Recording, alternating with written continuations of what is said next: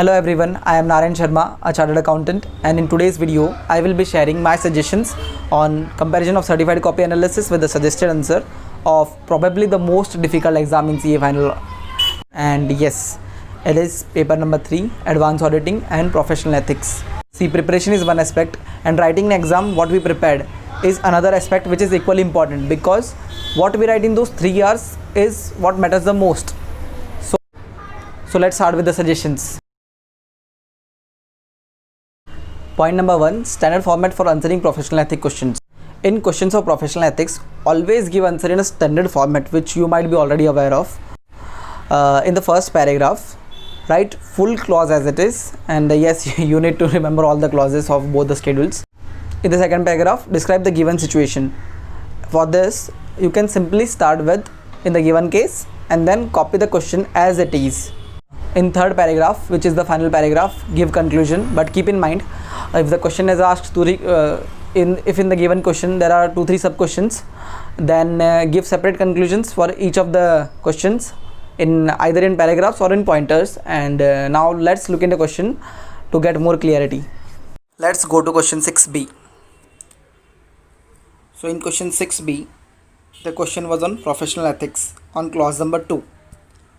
So I got 1 mark for clause number, writing correct clause number, 1 marks for clause wordings, 1 for comparison, which you have to write from the question itself, and 1 for conclusion.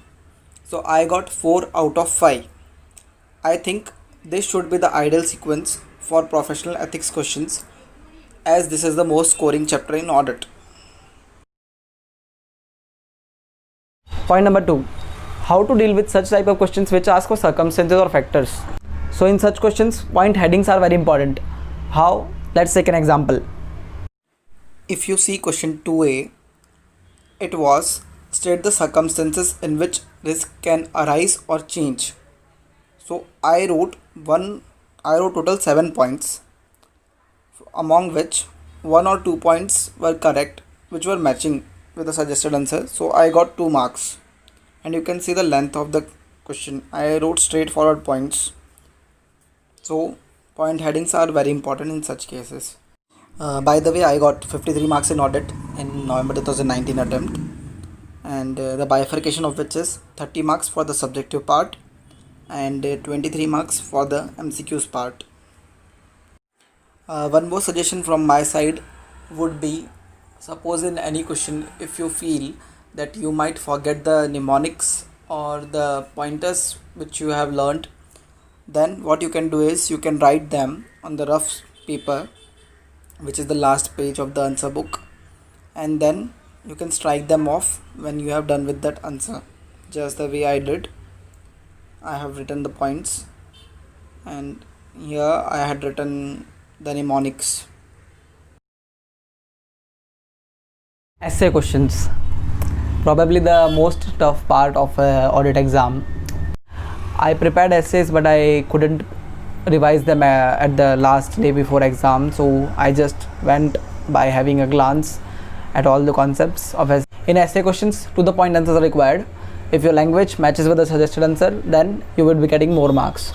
Institute expects the study material language in your answer. My opinion for essay questions would be to only learn past exam questions if possible, because they do get repeated many times, but make sure that you have understanding and knowledge of all the concepts of essays. So what exactly I mean by having knowledge or understanding of concepts? Let's take an example.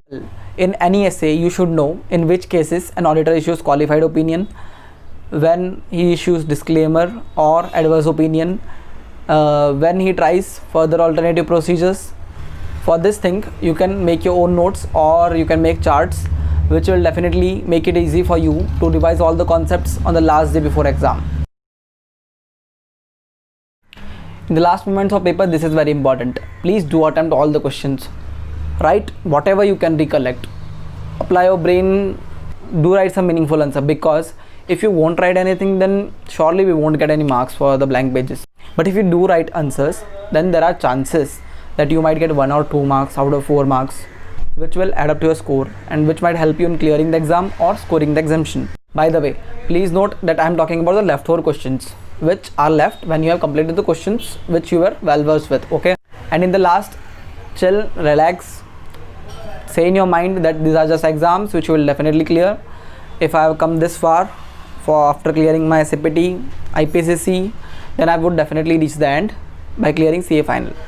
Just don't give up in those 3 hours. Do right. If you can't recollect anything, take a break of 2 minutes between the exam, have some water, but please don't give up in those 3 hours. That's all for this video, and the link of the copy has been provided in the description below. Do compare it with the suggested answer to get better idea. Also, I had uploaded video on SCMP copy analysis and one video on how to attempt CA final papers. Do watch them by clicking on the right side of the corner. If you found this video helpful, do hit the like button, share it with your friends, and subscribe to the channel for more such videos. Thank you.